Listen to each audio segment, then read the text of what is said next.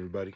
This is Screenwriter Randall Rydell bringing you another episode of The Process, where I break down, tips, tools, and just inspirations and things that I love about film and screenwriting and everything in between. Seeing that this is the month of October, the month of Halloween, this whole month is going to be all horror-related stuff, and then we're going to keep this list going like I've been doing the past couple of days, so let's get into it. All right, so today I'm going to be doing my top 10 favorite slasher movies. Now, everybody, it's gonna be different for everybody. A lot of people like different things, but I just want to throw mine out there so everybody can see what's going on. All right, number one, as always, John Carpenter's Halloween. This is probably the first slasher movie I ever saw, and it just made me fall in love with the genre, not just because of John Carpenter, just because of how it is. This movie legit scared me for a very long time, but I can never keep my eyes off of it. It's not necessarily gruesome and gory like most slasher films, but it kind of set the tone, and so many people try to copy it afterwards. John Carpenter knew what he was doing, so Halloween. Number two, Halloween 2. I like this movie a lot. I actually love it. It's my second favorite in the whole series. John Carpenter, as we all know, didn't direct this one. Rick Rosenthal did, but John Carpenter did write the script with Deborah Hill, and it's just, it's different from the first one. It's a lot bloodier, a little bit more violent, but it's still like a good 80s slasher, and just a good continuation of the story because it takes place literally right when the first one ends. So yeah, Halloween 2. All right, then the next movie on the list, I don't own it anymore, and I'm mad I don't own it. But it's Deep Red by Dario Argento. Argento, I know he's kind of hit and miss depending on the movie, but Dario Argento is a master of the giallo. That's just it's a mixture of slasher, psychological horror, murder mystery, noir, all that kind of wrapped in one.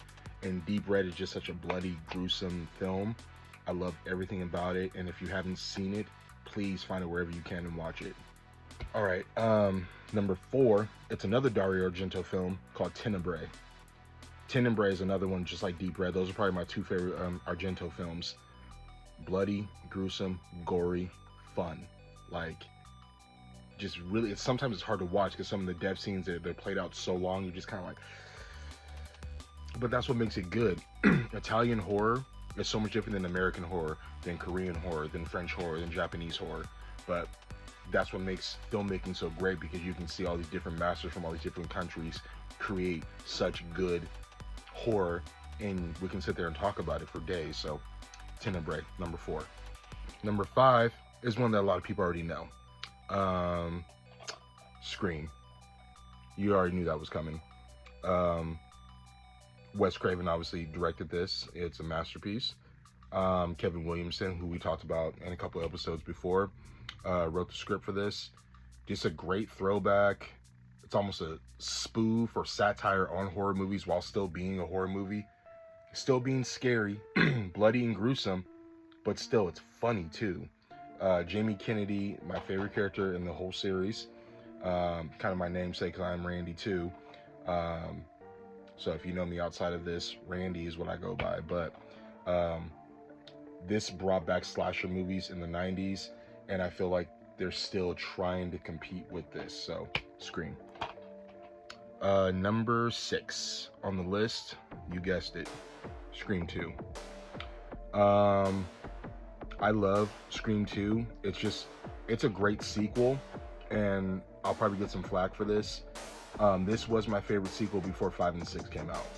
I really liked what they did with 5, and I really liked what they did with 6, but I still have a soft spot for Scream 2. I just think just everything about it, it's like the first one. It's a satire and a spoof making fun of horror sequels, and that's what made the movie work, So I love seeing the survivors come back together with the new characters to try to figure out what's going on. That's the thing I like about sequels, especially if they're survivors. If the survivors would keep going, that's what I love. I hate sequels when it's like, let's take what worked, maybe talk about the first movie, not talk about it at all, and just have all these new characters and just throw the number 2 or 3 or whatever on it. I don't like that. But Wes Craven and Kevin Williamson came back and brought something great for this. So yes, Scream 2. Now, the mother of ones that started the slasher film, I don't think I've ever talked about this, but I've talked about Tobe Hooper a lot, but the Texas Chainsaw Massacre. So gritty, so raw, so dirty, so disgusting, but so good.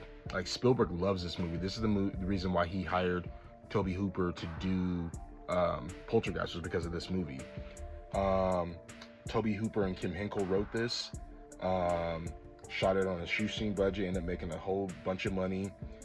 Lots of sequels came out after this. I would only say 2 is really the only worthy sequel in my honest opinion, and I love the remake with Jessica Biel. Other than that, you can kind of keep all the rest of them, but this one stays.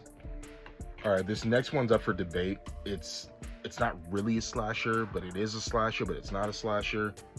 He does a lot of slashing in it, but I couldn't leave it off the list. I'm sorry. Candyman.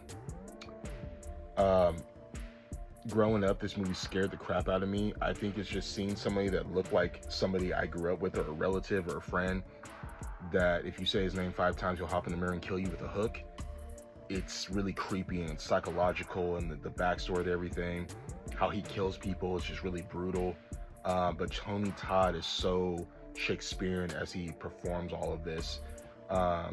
And Bernard Rose adapted, who did this, adapted the Clive Barker story, The Forbidden, into this movie. And he just created something. He took it from London and brought it to Chicago, and it really just worked. Also, Bernard Rose did a movie called Paper House that a lot of people don't really know about, that also has that same type of atmosphere as this movie. But slasher or not, I love this movie, and I feel like he does slash people, so there you go. All right, number 9. I have it on box set. I don't have a solo, but I will be getting a solo soon. Child's Play 2. Child's Play 2 is the first Chucky movie that really got me into him. It didn't scare me. I like that it was kind of about just Andy's journey after the first movie. Chucky's just killing anybody that gets in his way. He doesn't care how he does it. He's just killing people, and I love that.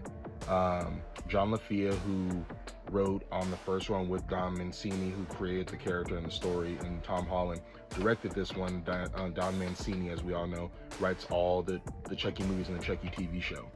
So Child's Play 2 is my number 9 for favorite slasher films. Child's Play 2. And last but not least, it's one a lot of people don't talk about, but I think it's really good. It's good old Alone in the Dark. One of the first New Line Cinema movies to come out. This was written and directed by Jack Shoulder, who did Nightmare on Elm Street 2, which I'm not a big fan of, but a lot of people are. And he also directed a criminally underrated movie called The Hidden. Great action sci-fi movie. This movie, you have Martin Landau, Jack Pleasance, another guy, I forgot what his name was. They break out of a mental ward and they go murder their psychiatrist. It's nuts. It's crazy. Donald Pleasance, as one of the people that works at the mental ward they're at, you need to watch this. Find it as soon as you can. Boom. All right, and that concludes today's episode. Any of these movies you have, rewind the video, see if you haven't seen it, look for it anywhere you can, and just enjoy it. It's October. Let's just watch some scary movies and have some fun. All right. This is Screenwriter Randall Rydell Russell, and I'll see you next time.